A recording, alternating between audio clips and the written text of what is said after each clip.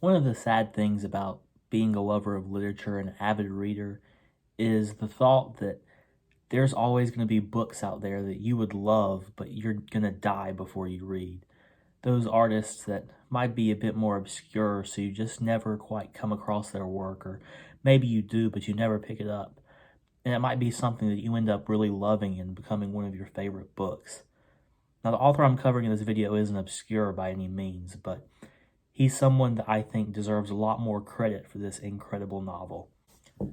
Irvine Welsh, a Scottish novelist from Edinburgh, decided to publish his first book in 1993, which was known as Trainspotting. Now, Welsh had published a few short stories, and I believe that he might have written a few articles in newspapers at the time.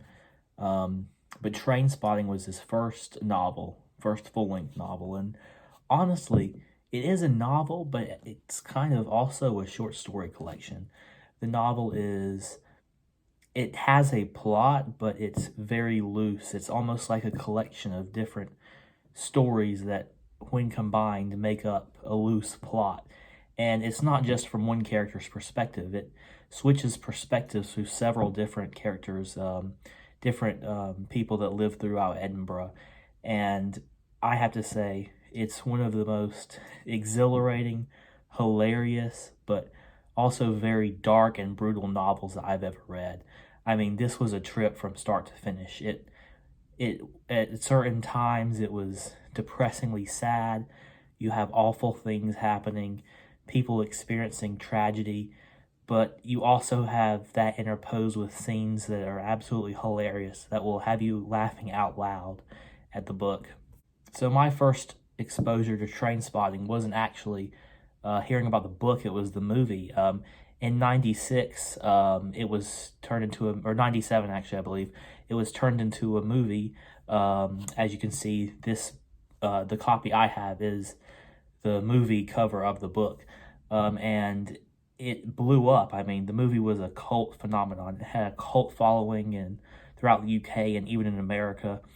Ewan McGregor is in it, so it definitely had some star power, and the book actually turned a lot of people all into the novel. The novel was a huge success in the UK and I guess partially in America, but the movie is what really helped it blow up and really catapulted Irvine Welsh into sort of fame. It was really the peak of his literary popularity when the movie was published. So I found a copy in the used bookstore, and I decided, you know what, I had seen a ton of clips on YouTube of the movie. I'd probably seen at least half or more of the movie from just random clips I watched on YouTube and thought it was amazing. So I just saw the novel and decided to pick it up and read it. Now, the first thing that you'll notice when you crack open Trainspotting is that it's written in a Scottish dialect, at least the large majority is. And it can be very difficult, especially if you're not used to the way people from Edinburgh or people from Scotland talk, and you're not used to their dialect. It can be very daunting to read some passages that are just from characters' perspective who speak in this dialect and even think in this dialect. So it can be a bit hard to follow, but thankfully, Welsh has included an actual glossary of terms. It's 3 pages long, full of all kinds of terms from the Edinburgh, Glaswegian, just Scots dialect. So that's very interesting. Like, for example, characters refer to babies as bairns, and they refer to heroin as scag or the junk. Let's see if there's any other ones. Labdick is what they call cops. They call football or American soccer football.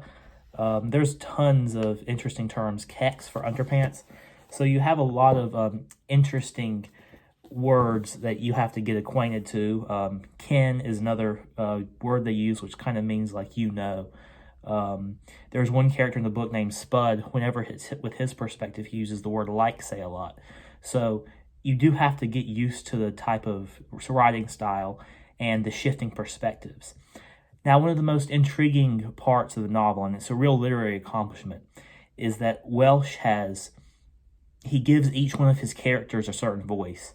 So as you read it and you discover the character's tendencies, you start to pick up easier on who's talking or who's narrating the chapter. Certain characters have different ways of talking, different words they like to use. So, for example, Mark Renton is probably the closest this book has to a protagonist. The majority of the book is from his perspective. So he's a very straightforward character. He speaks in a very straightforward Scots dialect. Spud, who's Mark Ritten's probably closest friend throughout the novel, he says like, say, and ken a lot. You have Sick Boy, who's a pretty entertaining character. He's very interesting because he has like this internal monologue going on with like Sean Connery's James Bond throughout the novel. So he's a very eccentric character. He's also a big ladies' man, big player. So if you hear if you hear a character making weird James Bond references or pop culture references to like Iggy Pop and Joy Division, then that's probably Sick Boy. So it follows those guys, Renton, Spud, Sick Boy, and Begbie, who is my favorite character in the novel, and I'll get to later, and a few other recurring members of Trainspotting's cast throughout the seedy underbelly of Edinburgh and Scotland and the United Kingdom. One of the biggest subjects in the novel is heroin addiction. Renton, Spud, and Sick Boy, and a few others all have struggled with addictions to heroin, and that really takes the center of the novel is basically mainly built around their addictions and how they cope with them. The first chapter, it starts off with them watching a Jean-Claude Van Damme movie, and Sick Boy just needs a hit. So, and he keeps on bugging Renton, who's trying to watch the movie. Hey, I need to go get a hit. I need to go see the dealer right now. So it starts off, you see how dependent these men are on drugs. And there's so many harrowing scenes that just show the reality of heroin addiction. So many philosophical ponderings on what addiction does to people and the thoughts of addicts. There's a really interesting observation that Renton makes near the start of the book, where he says that a lot of newer addicts, they're at a stage where they want everyone else around them to get up to the same level they're at. And people who have experience with maybe alcohol addictions or other addictions may see where he's coming from. The newbie to addiction of any form, especially heroin, they want everyone to get up to the same level they're at. But the seasoned heroin vet doesn't give a crap about anyone else. He really just cares about his own high. And you see the characters in this novel really focus on getting that high, on doing crazy things. The heroin makes them do absolutely insane things that they would never think about doing if they weren't junkies. So now I'm going to go through a few of the characters of Trainspotting. Obviously, Renton. Renton is the protagonist of the story, or as close to a protagonist as it has. The majority of the story is through his eyes. More so than any other character, it's focused on Mark Renton and his experiences. And he has a very interesting moral compass, and that is sometimes clouded by heroin and his use of heroin. You can see he does have a sense of morals about him, even when he's on it. Every now and then he feels bad for people. He feels bad for those who are downtrodden, but he also has some very radical ideas. He does have a philosophical side to him, and every now and then he does make choices that you might think, well, but there was some thought behind that he does have a moral compass, but he also makes so many bad decisions in the novel. It's just like you're almost pulling for him to do the right thing, and he might do it, but he probably won't. And even the end of the novel, which I may get to later, which that will be spoilers, but for now there are no spoilers. He makes a very big decision in regard to his friends. But a lot of times, the people he's surrounded by, he doesn't really feel like they're his friends, like especially with Begbie and some of those characters. And every now and then, Sick Boy, he thinks, why am I even with them? When I'm around them, I feel empty. Like, why am I surrounding myself with them? So he almost feels trapped in some of his friendships. That's a very interesting dynamic. And I think that it was a perfect choice to kind of put Renton as the protagonist. Ritten's probably the person he's closest to is Spud. Now, Spud is a very interesting character, one of the more likable characters, I would say. He has his own problems, that's for sure, and he does have a few issues, but he really seems like one of the nicer characters of the novel, one of the more ethical characters of the novel.